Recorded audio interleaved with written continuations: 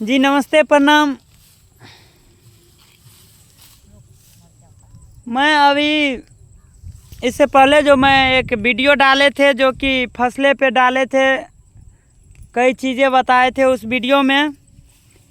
जितना मेरे दिमाग में आया, मुझे तो अंदर से काफ़ी गुस्सा आ जाता है दोस्त, लेकिन सहने की भी उतना क्षमता है कि सह भी लेते हैं।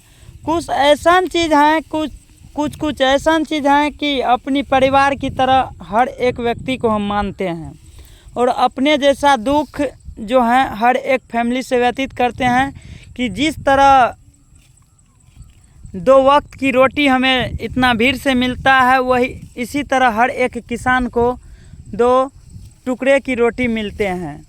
लेकिन आज किसान को इतना परिश्रम करने पड़ रहा है कि न पूछिए।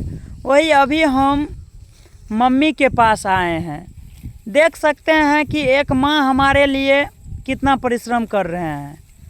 दुनिया में भैया अपनी मम्मी से बढ़ के दुनिया में कोई नहीं होता है, सबको पता होंगे। लेकिन बहुत ऐसा बच्चा हैं, बहुत ऐसा मेरे बड़ों हैं, मेरे बड़े भाई हैं, छोटे भाई हैं कि मम्मी को नहीं समझ पाते हैं कि मम्मी है क्या। पिताजी हमें कभी काल डांटते हैं, फटकारते हैं, मारते हैं, बच्चा में बहुत सारे चीज़ कहते हैं। उस वक्त भी मम्मी हाथ उसके पकड़ते हैं कि बच्चा को न मारिए, और हमें जैसे भी हो कह के सुन के ऐसे करके वैसे करके खाना खिलाते हैं। बच्चे का आदत होता है रूठने का, लेकिन मम्मी ऐसा चीज़ है, दुनिया की ऐसा दौलत है कि वो हमें खाना खिलाते हैं। मैं ये सब वीडियो इसलिए डालता हूँ कि सबसे पहले अपने मम्मी को आप जानिए कि मेरी मम्मी है क्या। दुनिया में हर एक चीज़ हम पा सकते हैं अपने हाथ की बदौलत, अपने माइंड के बदौलत, अपने बुद्धि की बदौलत। लेकिन यही एक चीज़ है, चाहे मम्मी के पास बुद्धि हो कि ना हो। आप लोग देखे होंगे कि ना देखे होंगे, मैं एक स्टेशन पे कहीं जा रहा था, शायद हिमाचल जा रहा था, 2022 की कहानी है।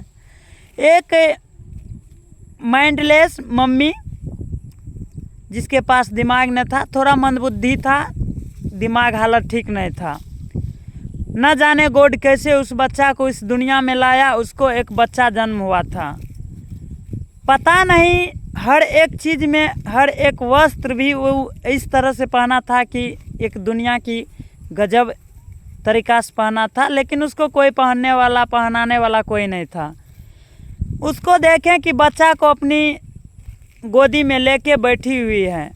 उस वक्त मैं सोचा कि एक मम्मी मंदबुद्धि हो के भी अपने बच्चा के लिए, अपनी जो होते हैं दुनिया के लिए कितना सोचते हैं।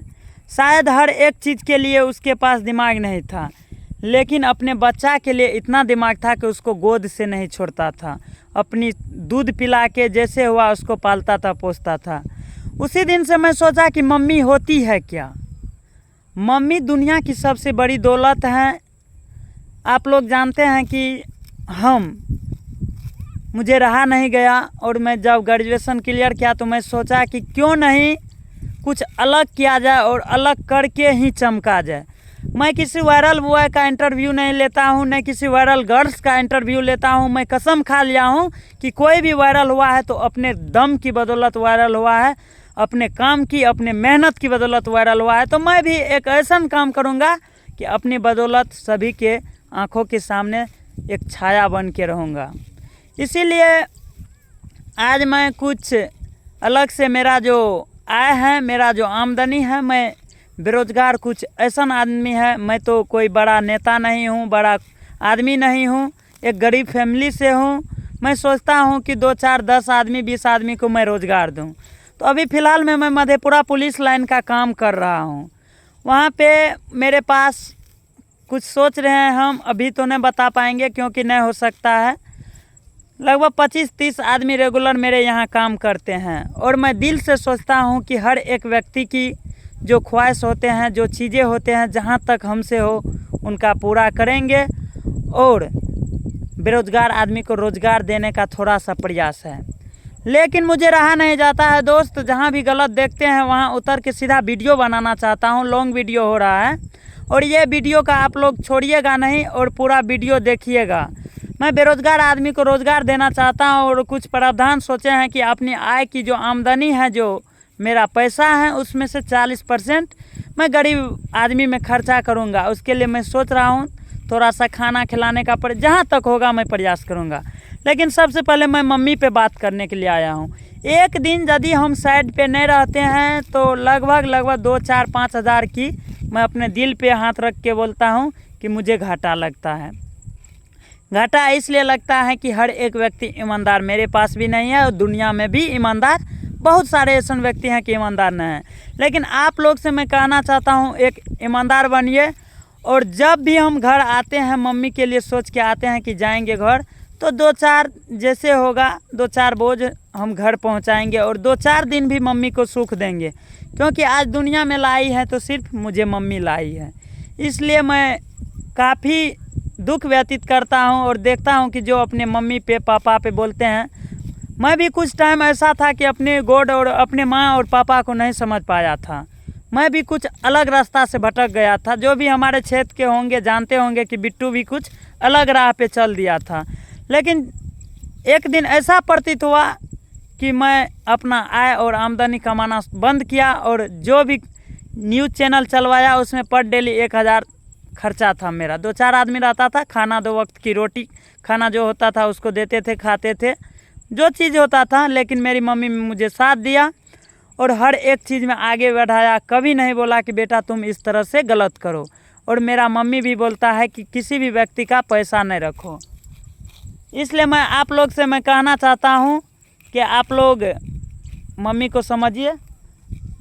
अब मेरी मम्मी देख लीजिए, अभी दूसरे के खेत में घास काट रहे, ये भी गलत काम है, बिल्कुल नहीं करना चाहिए भाई। अपना चीज़ है, अपना घास देख सकते हैं, लेकिन मेरा महिला दादा के खेत में घास काटना भीड़ गई। हर एक चीज़ में संतुष्ट रहिए। आपका बेटा आगे निकल रहा है और ईमानदारी की राह पे चल रहा है और आपके बदौलत, हम मम्मी को बोलते हैं, आपकी बदौलत हम आगे बढ़ रहे हैं। आप जो ईमानदार व्यक्ति थे, इसीलिए आज मैं एक ईमानदार की राह पे अकेला भाई और मुझे कहीं डर नहीं लगता है और एक ईमानदारी के साथ चलता हूँ। इसीलिए मैं आप लोग से कहना चाहता हूँ, लॉन्ग वीडियो बन गया है, लंबा वीडियो है, इसको देखिए और अपने मम्मी को समझिए। और हर एक वक्त चाहे पैर छू के हो कि न छू के हो, दिल से उसको प्रणाम कीजिए और मन में रखिए कि मेरी भगवान है तो सिर्फ माँ है। और अपनी माँ को ही नहीं, दुनिया में कहीं भी कोई भी बहनें मिलती हैं, माताएं मिलती हैं, जो भी मिलती हैं उसका रिस्पेक्ट कीजिए और उसको समझिए। कहीं भी कोई माँ हमारी दिक्कत में फंसे हुए हैं तो उसको निकालने का प्रयास कीजिए और थोड़ा सा आगे बढ़ने का प्रयास कीजिए। थैंक यू, धन्यवाद। मैं अगला वीडियो डालेंगे, उसमें कहीं भी पीछा रहने वाला नहीं हूँ और आप लोग साथ दीजिए। और मम्मी के, हर एक मम्मी के चरणों में मेरा प्रणाम। आप मेरा प्रणाम को स्वीकार कीजिएगा और दिल से आशीर्वाद देने का प्रयास कीजिएगा। थैंक यू, धन्यवाद।